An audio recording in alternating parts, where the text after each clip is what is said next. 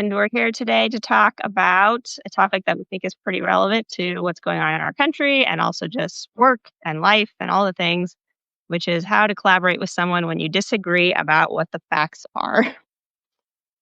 Um, yeah, so I'll share a little Yeah. bit from my end of kind of why this topic came up for me. I had a conversation recently with someone who I collaborate with uh, about race.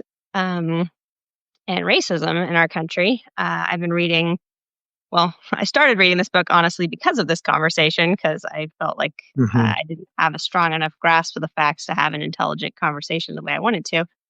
But I was coming from the perspective that there are structures, not the perspective, what I view as the facts, that there are structures in place that give advantage to people who have white skin and disadvantage to people who do not. And they did not have that view. And they literally said, "I don't know of any structures that give me any kind of privilege because I'm white." And I was so flabbergasted, I had no idea how to continue in the conversation.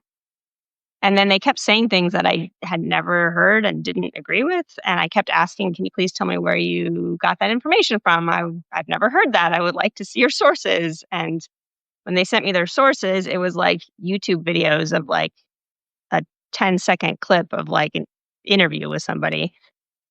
Um, And every time I tried to make any of my points, I just felt like it was the most confusing conversation I've ever had.